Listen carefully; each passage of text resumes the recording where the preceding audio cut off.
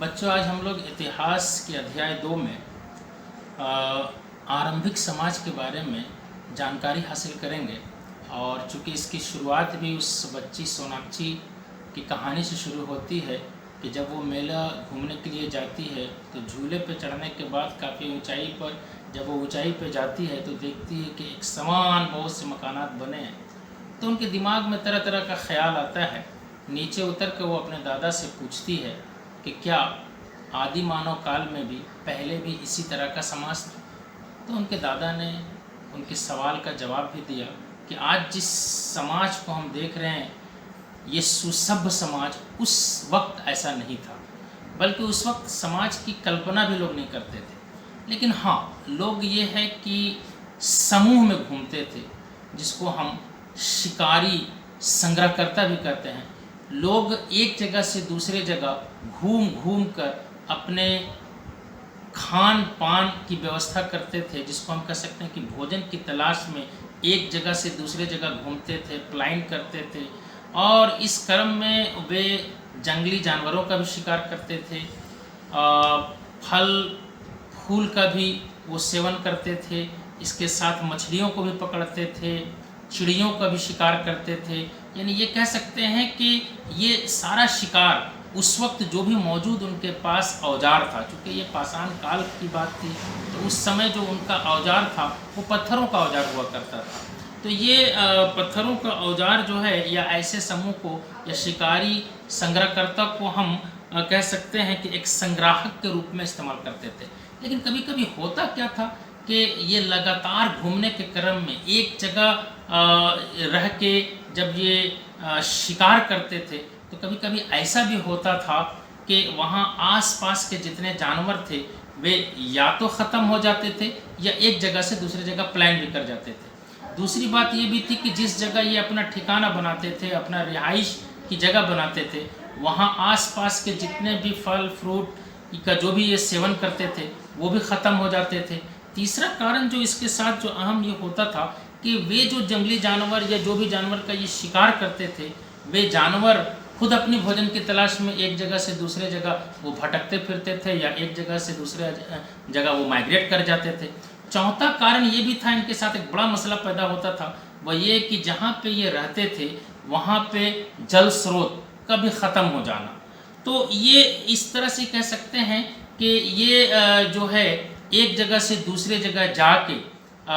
अपने भोजन की तलाश में रहते थे, लेकिन इनके साथ भी बहुत सा मसला आता था। फिर आदि मानव काल का इनका एक बड़ा जो मसला आता था वो रिहाइश का मसला, कि ये रहते कहाँ थे, कैसे रहते थे। इतिहासकार ये बताते हैं कि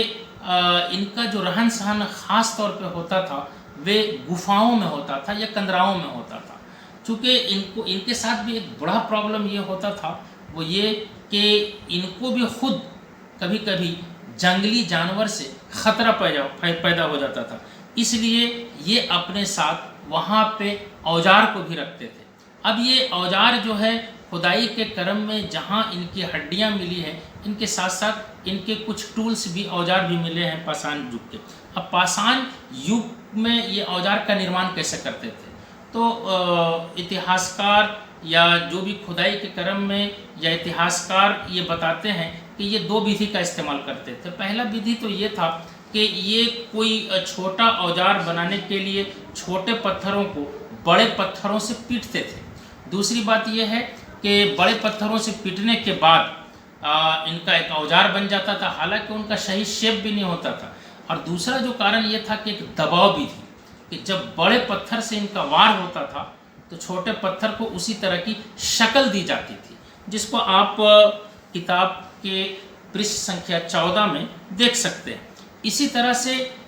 जो एक अहम चीज़ और भी उस ज़माने में देखने को ये मिलता है कि ये शिकारी संग्रहकर्ता, जिसको हंटर गैदर्स कहते हैं, इनका पहनावा ओढ़ावा कैसा था। क्योंकि उस ज़माने में इस तरह के, जिस तरह के आज हम कपड़े पहनते हैं, उस ज़माने में इस तरह के मील्स या कपड़े का आविष्कार या अपने से ये कपड़े की बुनाई भी नहीं कर पाते थे। तो चुनांचे ये करते क्या थे कि जो जानवरों के खाल होते थे उसका इस्तेमाल करते थे, लेकिन ये खाल का इस्तेमाल जाड़े के दिनों में करते थे। लेकिन इतिहासकार ये भी बताते हैं कि वो जाड़ा जैसे ही ख़त्म होता था तो ये खाल को उतार के फेंक देते थे। इसका कारण ये था कि उसमें गंध भी आने लगता था। तो उसके बाद एक और भी जो कारण था कि ये टहनियों को, पत्तियों को भी ये अपने पहनावे के लिए इस्तेमाल करते थे। फिर इसमें एक देखते हैं कि पुरास्थल की बात होती, तो पुरास्थल तो हम उस स्थान को कहते हैं जहाँ औजार, बर्तन या बहुत सारी जो इमारतें या वस्तुएं या अवशेष खुदाई के क्रम में मिले हैं। फिर आदि मानव के बारे में ये जानकारी के स्रोत हमारे पास क्या है, इस स्रोत के बारे में जब यहाँ पे खुदाई की गई तो इनके साथ इनकी हड्डियाँ, फिर इसके साथ कौन कौन से जानवर थे, कौन से टूल्स का ये इस्तेमाल करते थे, ये सारी चीज़ें खुदाई के क्रम में मिली है। और इस खुदाई के क्रम में भी हम देखते हैं कि भारत के विभिन्न स्टेट में, जैसे हम खुद कह सकते हैं कि उड़ीसा का मयूरभंज, मध्य प्रदेश का अगर हम भीम बेटका कह सकते हैं, राजस्थान का दिदवाना है, गुजरात का हिरान घाटी है, और ख़ुद हम अपने देखते हैं कि झारखंड में भी आदि मानव काल के कुछ स्रोत मिले हैं जिसमें झरिया और चाईबासा के इलाके में खुदाई के क्रम में ये सारी चीज़ पाई गई है। फिर एक जो अहम चीज़ उस ज़माने में पाषाण युग में जो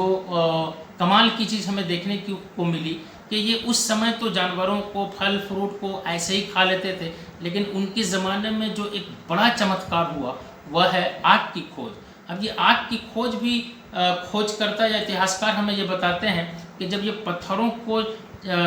चोटते थे तो चोटने के क्रम में या टकराने के क्रम में जब उससे चिंगारी निकलती थी तो उसमें घास का या सूखी पत्तियों का जलना, ये इससे ये आग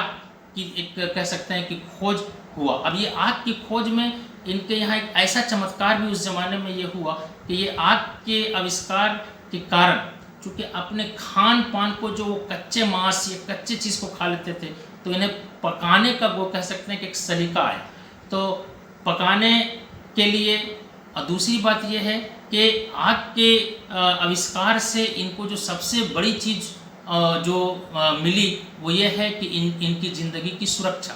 चूँकि आज भी हम देखते हैं कि खुद इन्हें भी डर था कि जिन कंदराओं में या जिन गुफाओं में ये रहते थे तो वहाँ जंगली जानवरों से भी इनको ख़तरा था। और आज भी हम देखते हैं कि इस ज़माने में भी आज हम कुछ जंगली जानवरों को भगाने के लिए जो जंगलों में बहुत से लोग इस्तेमाल करते हैं वो आग, चाहे वो शेर को, चाहे वो हाथी को या और भी दूसरे जंगली जानवर को भगाने के लिए, हटाने के लिए वो आग जो है एक अहम रोल अदा करता है। तो आग के आविष्कार से गोया मानव की ज़िंदगी में एक ज़बरदस्त चेंजिंग आई।